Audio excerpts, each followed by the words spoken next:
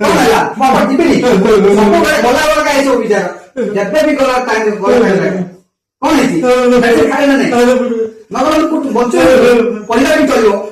ଯିବି ନା ହଉ କାନା କାନା ହଁ ଶୁଣ ବାପାଙ୍କୁ ଠିକ ଟାଇମରେ ମେଡିସିନ ଦବ ମୁଁ ଯାଇ ଯାଉଛି ଅଫିସକୁ ତାଙ୍କୁ ଦେଖି ଖାଲି ନବ ହେଲା ଯାଇକି ଆସୁଛି ଆସୁଛି କାନା ଟିକେ ଦାୟିତ୍ୱ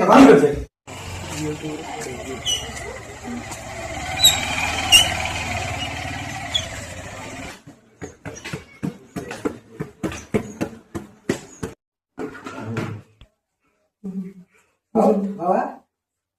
ଭଲ ଲାଗିଲା ଟିକେ କଣ ମେଡିସିନ ଦେଲ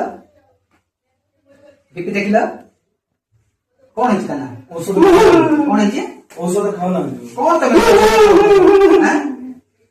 ତମକୁ ସେ ମେଡିକାଲ ଠିକ ଥିଲା ନାଇଁ ସେ ମେଡିକାଲ ହିଁ ତମକୁ ଠିକ ଥିଲା ତମ ପାଇଁ ସେଠି ଆୟୁଷ ଆଉ 10 ଦିନ ରହିଯାଇଥାନ୍ତ ସମ୍ମାନ ତମକୁ ବୁଝିବାର ହେଇଥାନ୍ତା ମୁଁ ଏଠିକି ଆଣିକି ଏସବୁ ବ୍ୟବସ୍ଥା କରିକି ମୁଁ ଭୁଲ କଲି ବୋଲି ଭାବୁଛି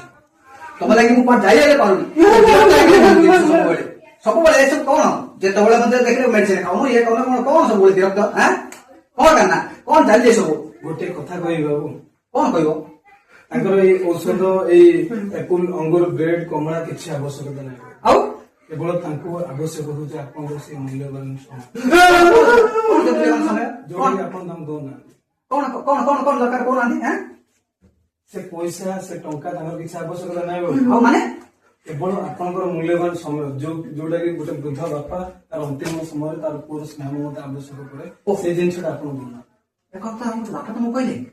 କହିବାଟା କଣ ଦରକାର ଆଜ୍ଞା ଗୋଟେ ବୃଦ୍ଧ ବାପା କଣ ଦରକାର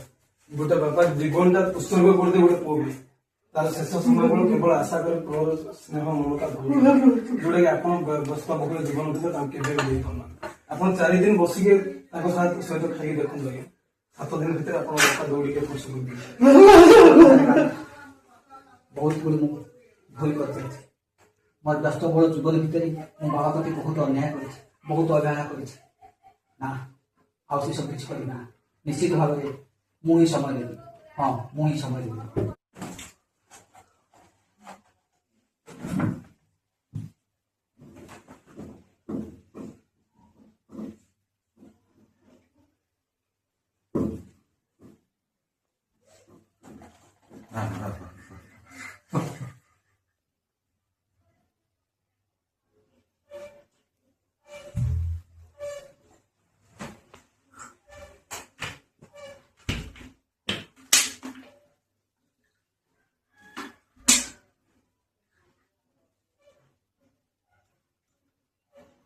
আস্তে আস্তে হ্যাঁ হ্যাঁ ঠিক আছে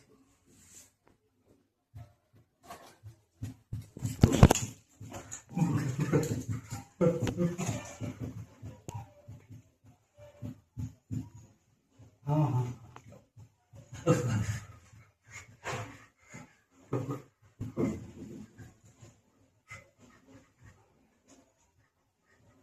ভাল লাগবে নিশ্চিত ভালো ভাল লাগে हाँ ଏବେ ଟିକେ ଭଲ ଲାଗିଲା ନାଇଁ ଜଣା ପଡୁଛି ଆଉ ପୁରା ଭଲ ହେଇଯିବ କିଛି ଅସୁବିଧା ନାହିଁ ହେଲା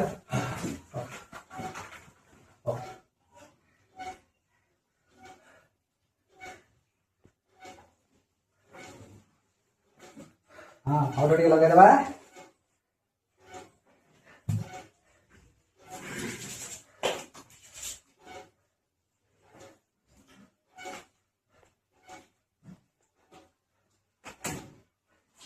चलिए चलाचली कर निहार चलवा ठीक अच्छे ना हाँ हाँ हाँ ठीक अच्छे अच्छा हाँ आस्ते निहाती हाँ और ठीक हाँ और ठीक ठीक अच्छे ठीक अच्छे